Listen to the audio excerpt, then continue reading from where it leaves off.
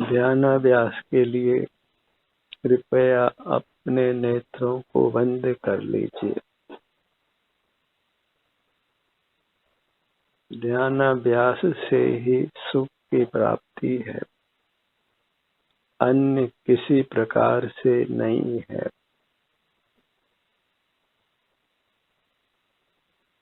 और ध्यानाभ्यास बंद नेत्रों से होता है,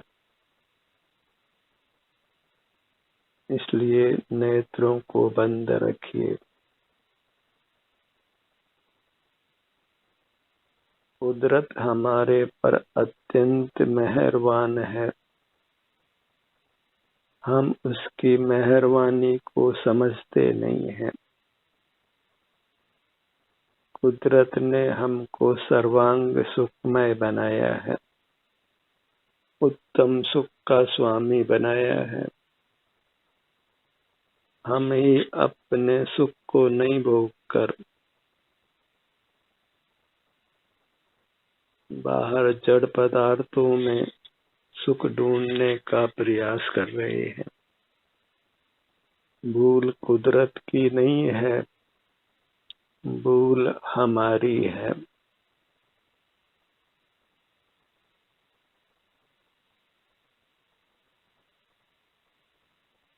हमारा समय हमारे शरीर के लिए है, क्योंकि हमारा सुख हमारे शरीर में है।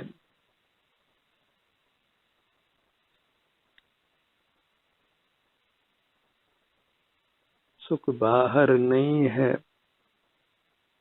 अपने से बाहर नहीं है, इसलिए अपने से बाहर नहीं देखना है। कब तक संसार में रहना है, कब तक दुखों को भोगना है, कब तक बाहर देखते रहना है। बहिर्मुख रहते रहते अनंत काल बीता है और दुखों का सिलसिला समाप्त नहीं हुआ है। इसलिए कब हम अंतर्मुख होकर सुखी होंगे?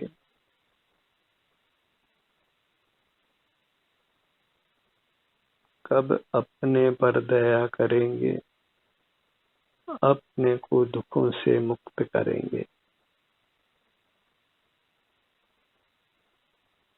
अनादि से हम बाहर की यात्रा ही करते आए हैं। सुख के लिए भीतर की यात्रा करना है।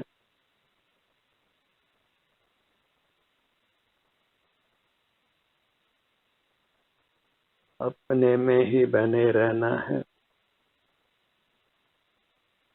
अपने ही शरीर का एहसास करते रहना है।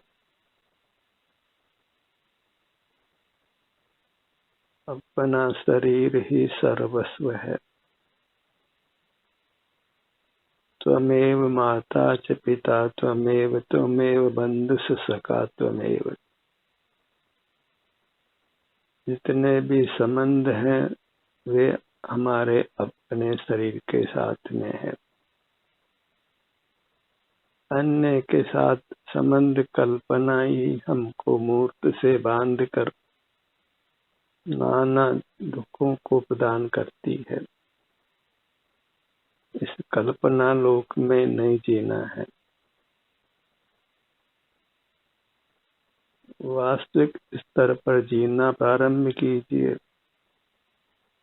जहाँ प्राप्त मूर्त शरीर ही हमारा नहीं होता, तो फिर प्रकट ही भिन्न पदार्थ हमारे कैसे हो सकते हैं? जैसे दर्पण में पदार्थ झलकते हैं, वे दर्पण के नहीं होते। ऐसे इंद्रिय ज्ञान में मूर्त पदार्थ झलकते हैं, वे हमारे नहीं होते। अमृथा ही उनमें अपनेपन की कल्पना करते हैं।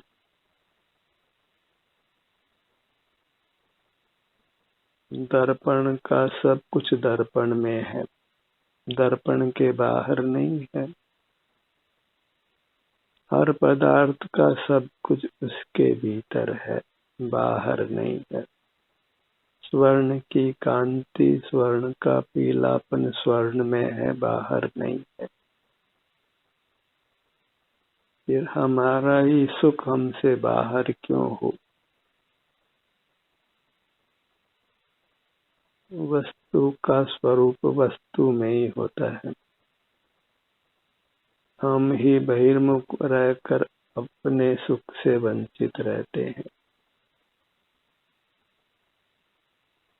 तो अपना कुछ भी बाहर नहीं है तो इंद्रियों को खुला रखना अत्यंत वृथा और दुख का कारण है।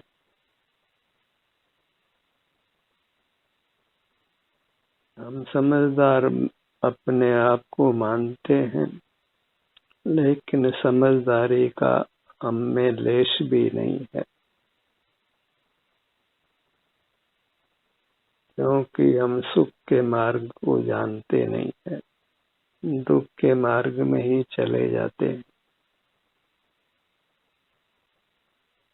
दुख के मार्ग को समझना ही समझदारी है। अन्य सब समझदारी वृथा है। पानी में तैरना आना ही समझदारी है, अन्य समझदारी सब वृथा है। ऐसे ही संसार सागर को पार करने की समझदारी ही समझदारी है, अन्य सब समझदारियां वृथा हैं। अन्य सब समझदारियों को छोड़िए, एक संसार सागर को पार करने की समझदारी को ही सीख लीजिए। अनुभव की कला सीखिए। अन्य सब कलाएं वृथा और दुखदायक हैं, और अनुभव के लिए नेत्रों को बंद कर अपने शरीर से ही युक्त रहिए। इसी कला से आप संसार सागर को पार कर सकते हैं। और इस कला के बिना कितनी ही कलाएं आती हो, इस संसार सागर में आपको डूबना ही है, कोई बचा नहीं सकता है। आपके भाई बंधु धन समाज गजबाज कुछ भी काम नहीं आएगा। अनुभव की कला आ गई, वही काम आने वाली है।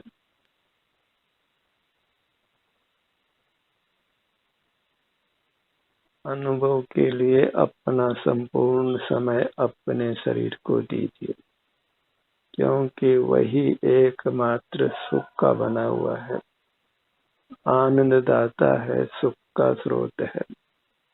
प्रभु का नाम जपने से कुछ भी फल नहीं है।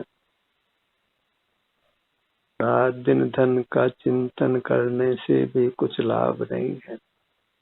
परिजनों का, मित्रों का चिंतन करने से भी कुछ लाभ नहीं है। देश का चिंतन करने से भी कुछ लाभ नहीं है। पर चिंता अधमा अधमा, उत्तमा स्वात्म चिंता। अपना शरीर ही स्वात्मा है, उसी से युक्त रहना वह उत्तम है,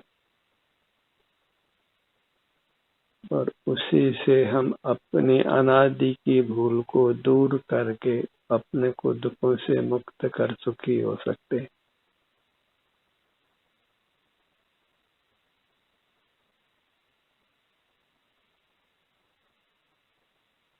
यही एक सुख का सिद्धांत है जिसको हमने प्रयोग में लाना है।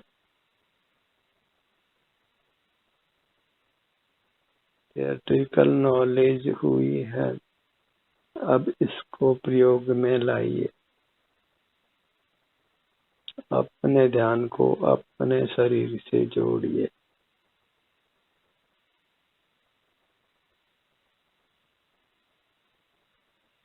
और जोड़ कर ही रखिए।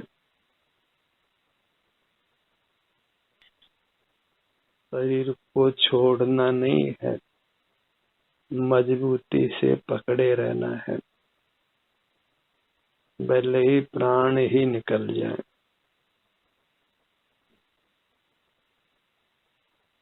जैसे मकोड़ा हमको पकड़ लेता है, जोंक हमको पकड़ लेती है, फिर कितना ही खींचो वो हमको छोड़ती नहीं है। मकोड़ा इतना मजबूती से हमको पकड़ता है कि उसको खींचते हैं तो उसकी गर्दन ही टूट जाती है।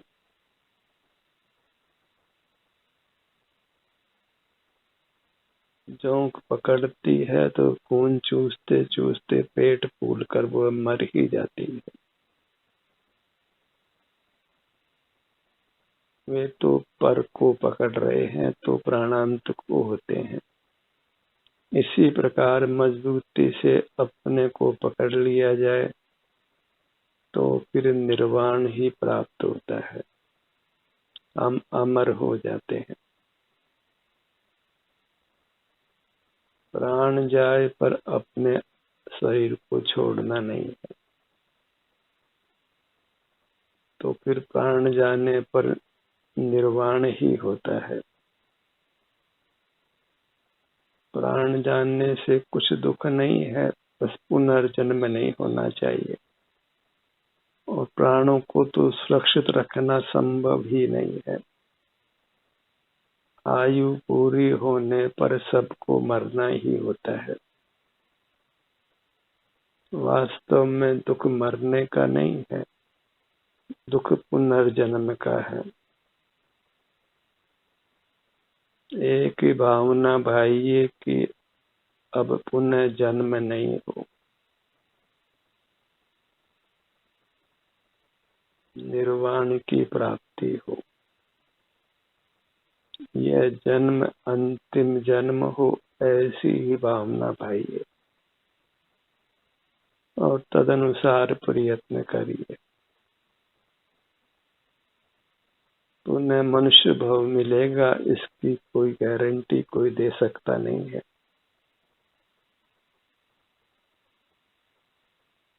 और योनियां बहुत हैं, इसलिए पर भव पर विश्वास नहीं करना है। जो कुछ करना है इसी भव में करना है, अभी करना है। अपने शरीर को संजो के रखिए, अपने हृदय में विराजमान करके रखिए।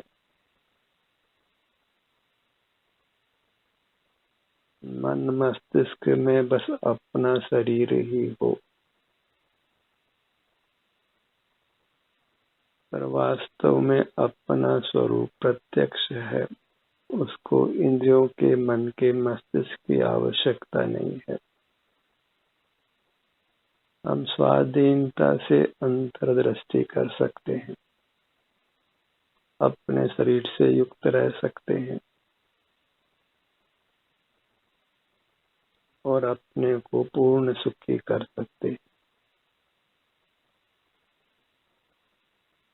जो भी परमात्मा हुए हैं उनके कोई सुरखाब के पर नहीं लगे थे, सभी अपने से युक्त होकर परमात्मा हुए हैं। हम भी अपने से युक्त होकर परमात्मा हो सकते हैं। हर स्वर्ण पाषाण तप कर शुद्ध हो सकता है, कोई अपवाद नहीं है। हर जीव अपने से युक्त होकर परमात्मा हो सकता है, कोई अपवाद नहीं है। पर हम अपने से युक्त ही नहीं हो तो फिर उसका कोई समाधान नहीं है।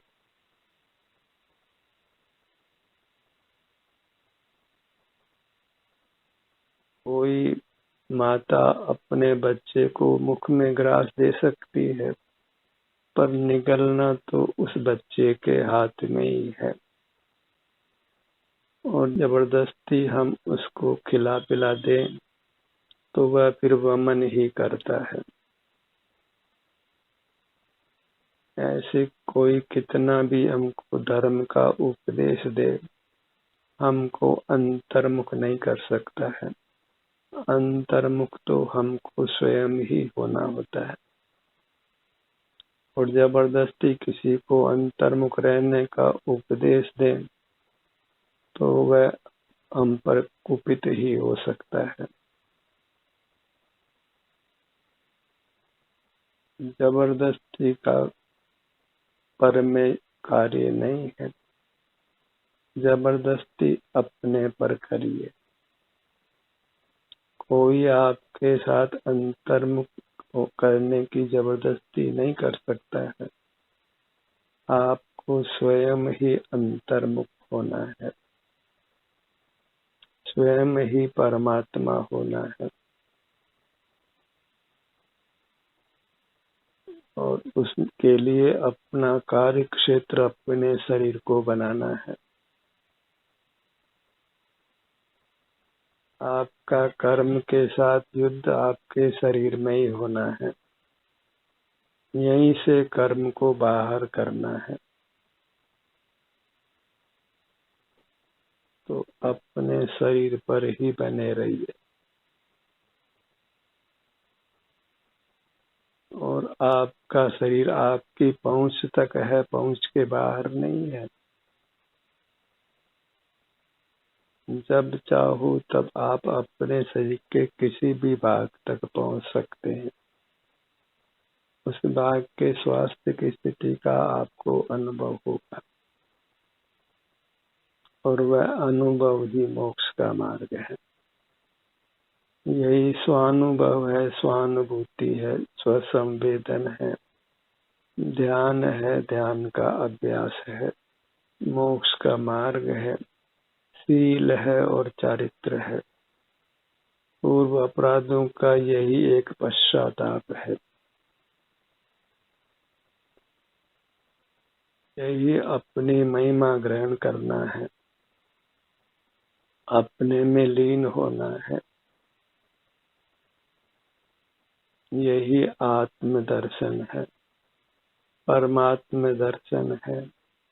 यही अंतर यात्रा है, तीर्थ यात्रा है।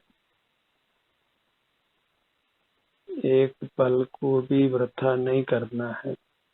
एक एक पल अत्यंत बेशकीमती है। सारा जगत का धन भी हमारे एक पल को नहीं खरीद सकता है। हर पल बहुमूल्य है। इसलिए अपने हर पल को अपने को दीजिए, अपने शरीर को दीजिए। और अपना शरीर तो बंद इंद्रियों से ही अनुभव में वेदन में आता है। मूर्त शरीर तो अपना नहीं है।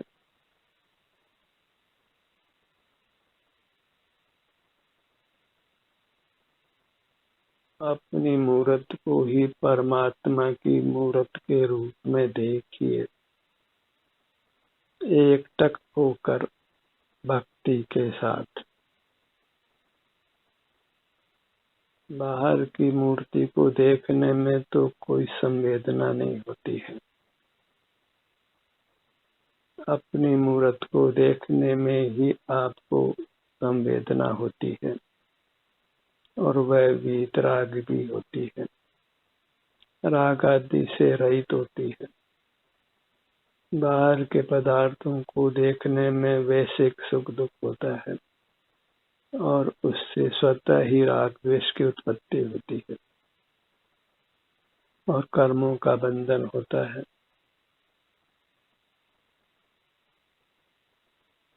तो अपनी स्वयं की प्रेरणा से आपको अपने शरीर से युक्त रहना है। और यदि आपको कोई निर्देश देता है अपने अंगों पर आने का, तो आपको उसके निर्देशों की 100% अनुपालना करना है। तभी आप अपने से युक्त रहकर सुख का अनुभव कर सकते हैं। अपने ध्यान को अपने सिर के भाग पर लाइए। आपका सिर अपनी वस्तु का, अपने स्वरूप का प्रेम जगाइए, उसके प्रति आदर जगाइए, उसको सुख का स्रोत मानिए। अपने ध्यान को अपने ललाट भाग पर लाइए।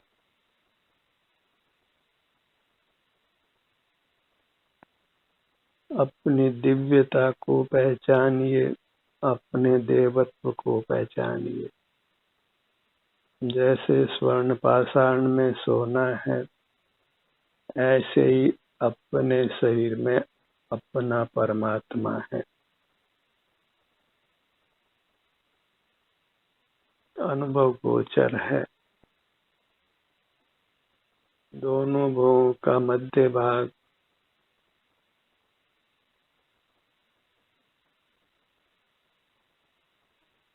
अपने किसी भाग के सन्मुख होने से आप निर्विकल्प होते हैं। उस निर्विकल्पता को पहचानिए। उस क्षण तो आप निर्विकल्प होते ही हैं। फिर बहिर्मुख होकर भले ही विकल्प की उत्पत्ति हो। जितने समय आप अंतर्मुख हैं, उतने समय निर्विकल्प हैं, वीतराग हैं, निर्बंध हैं और बद्ध कर्मों से छूटते हैं। और जितने समय आप बहिर्मुख रहते हैं, आप सराग हैं, कर्मों से बंधते हैं, छूटते नहीं हैं। अपने ध्यान को अपने नेत्रों पर लाइए। बायां नेत्र, दायां नेत्र, नेत्र युगल।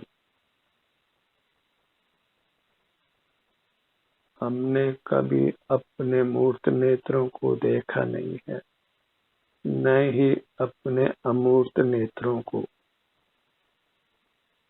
बस अपने अमूर्त नेत्रों में जो सुख दुख की दशा है, उसका ही हम अनुभव करते हैं, कर सकते हैं। यही स्वानुभव है, यही आत्मदर्शन है। अन्य कोई आत्मदर्शन या स्वानुभव का प्रकार नहीं है। यही मोक्ष का मार्ग है।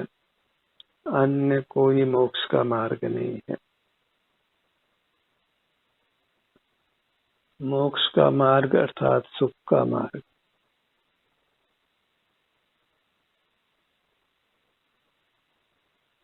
अपने ध्यान को अपने कानों के भाग पर लाइए। अति प्रीति से लाइए।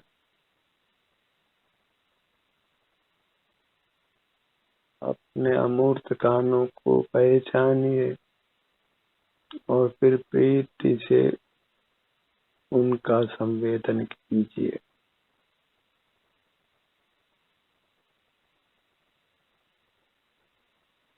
अपना नासिका भाग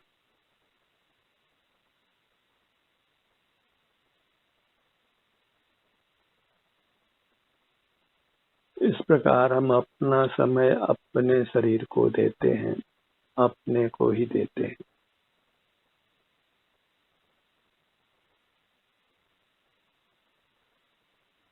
छोटा बालक, उसके पास कोई खिलौना हो और हम उससे मांगे तो वह हमको नहीं देता है, स्वयं को ही देता है। हम ही बड़े होकर मूर्ख हो गए कि अपना समय अपने को नहीं देकर दूसरों को देते हैं।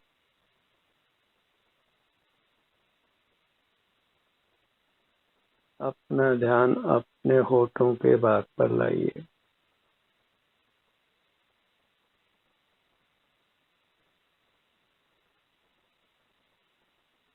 अपना समय दूसरों को नहीं देना है, क्योंकि अपना समय बहुमूल्य है।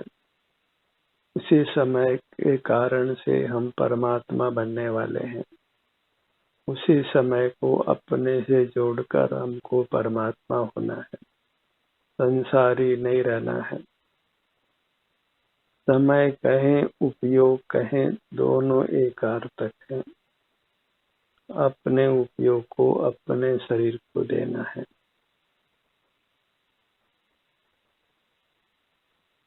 अपने उपयोग का स्वामी अपना शरीर है, क्योंकि अपने शरीर में से ही वह उत्पन्न होता है।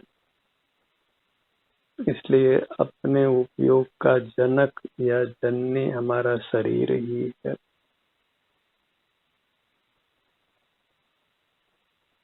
इसलिए हमारा शरीर ही हमारा पिता है, हमारी माता है।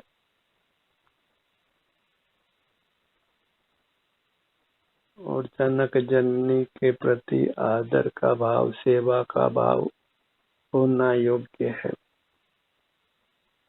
इसलिए अपनी मूर्त के प्रति आदर का भाव, सेवा का भाव रखिए।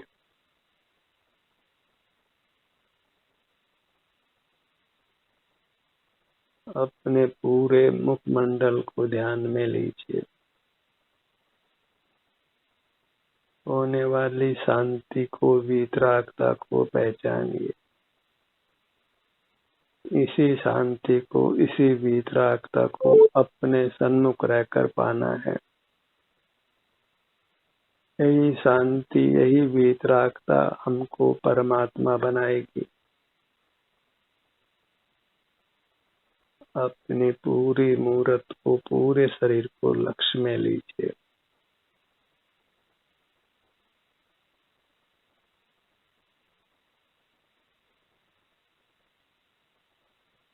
अपना लक्ष्य बनाए रखिए। दिन दूनी रात चौगुनी इसमें वृद्धि कीजिए। पीछे लौटकर नहीं देखना है। परमात्मा पद को पाकर ही रहना है। अमर होना है। निर्वाण को ही पाना है। मूर्त शरीर से सर्वता के लिए पृथक होकर मूर्त से अप्रभावी होना है। बाह्य पदार्थों की आवश्यकता से मुक्त होना है। स्वाधीन होना है। इसी भावना को सतत भाना है और अंतर्मुख रहने का सतत प्रयत्न करना है। ध्यान का ये सत्र यही समाप्त होता है। आपकी सहभागिता के लिए धन्यवाद।